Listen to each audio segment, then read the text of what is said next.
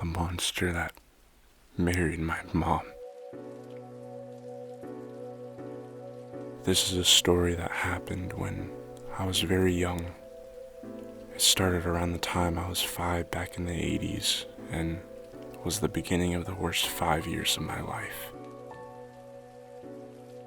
I was a teenage, unplanned pregnancy, so my mom was a single mom for the first few years of my life. It wasn't too bad though. My mom and I were not alone. We lived with my mom's parents, my grandparents. My mom's younger sister was also still living at home. We were safe and happy. Then my mom met a guy.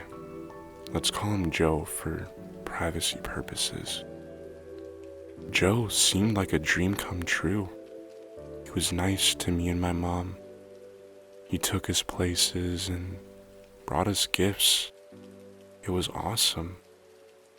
And when he proposed, my mom and I were both happy. They got married and my mom thought we would be a happy family. We didn't know how wrong we were. It started off great at first. We had left my grandparents and moved into a home together. We had some really good times, but things took a turn for the worst after the first few months. Joe had a really bad temper, and it would come out when my mom or I upset him. He would yell, throw things, and break stuff. Then he started hitting my mom and me. He would punch and kick us. He got worse and worse. He started beating me up to get back at my mom.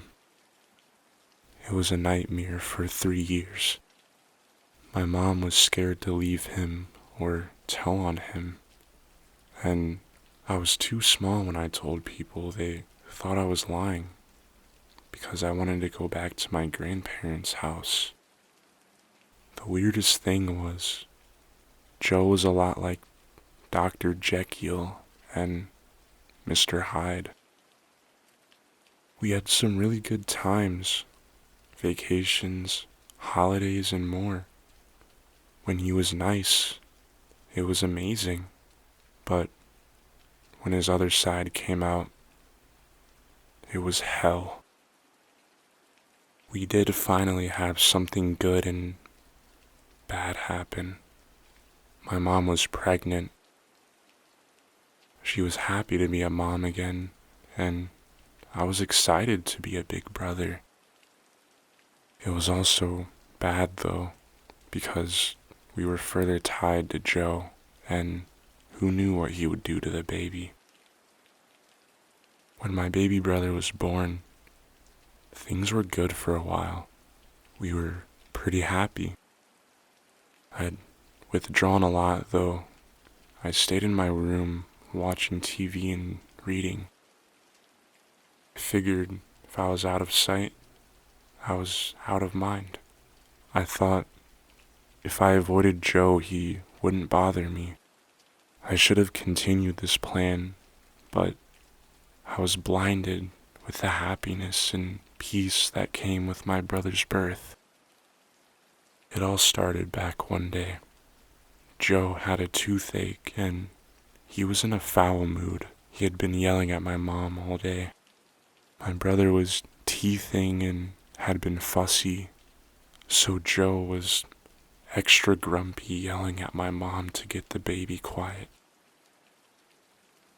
My mom called me to dinner and I walked out of my room.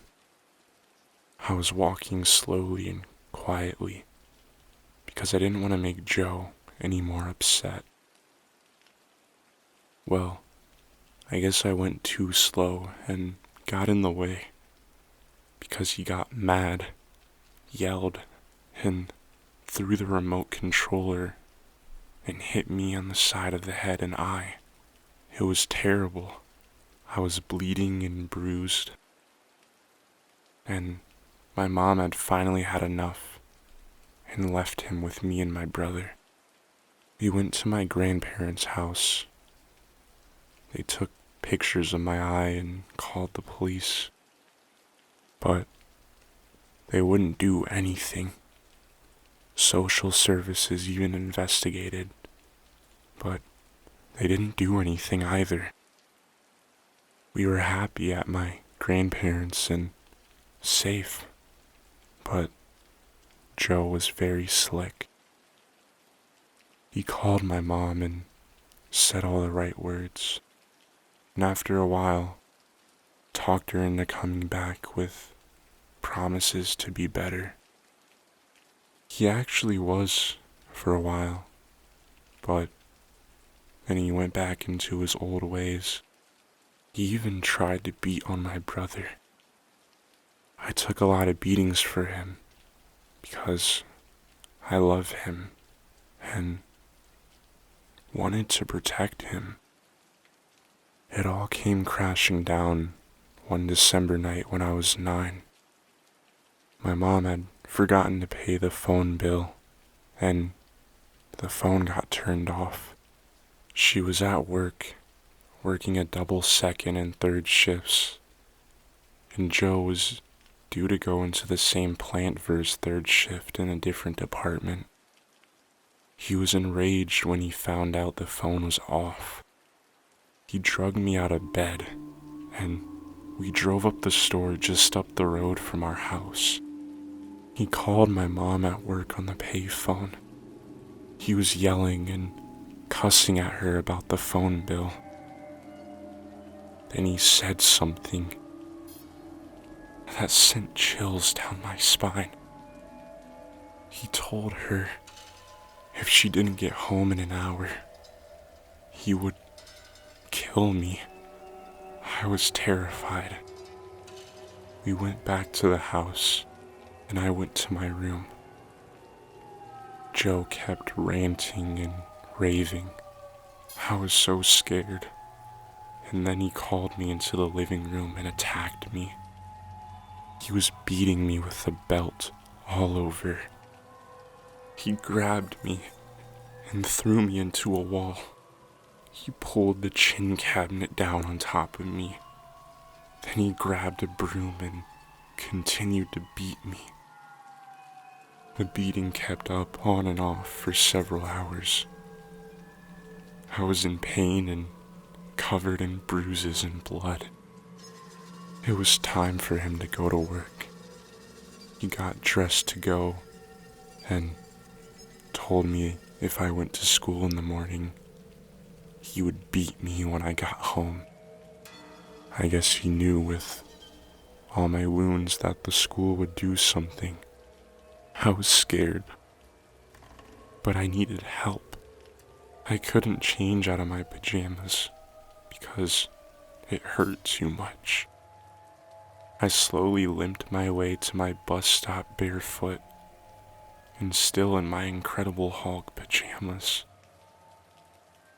The bus driver pulled open the door and took one look at me and got me on the bus and immediately drove me to school. Then everything moved so fast. Before I knew it, I was talking to social services and the police. They ended up taking me to my grandparents, who have custody of me.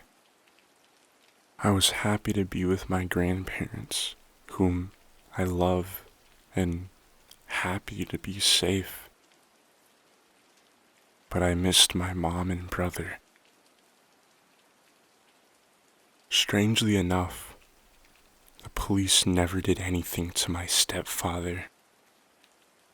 It was a different time, I guess. It was a few more years before my mom got the courage and left him.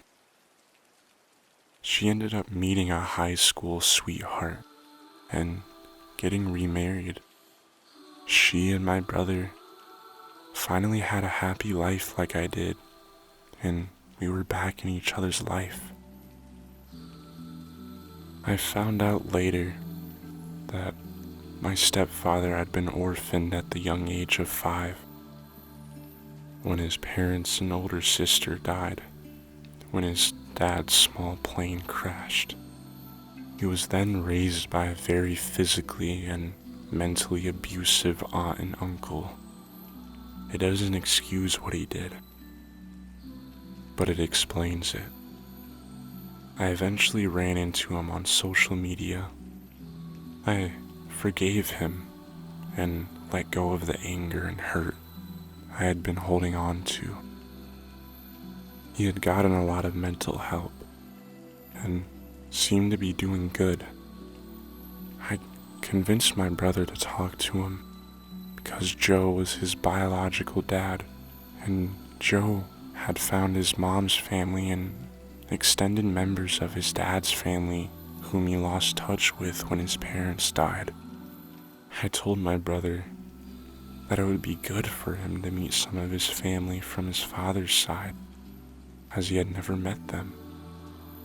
I don't know my dad at all, and would have loved to have that connection.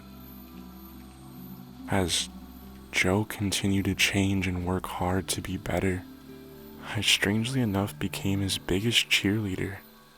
He would come to me for advice, or to get me to mediate between he and my brother if they bumped heads, as the relationship tended to be rocky.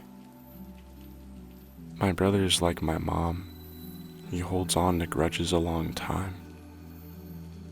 I don't know who I am like, being willing to forgive and forget.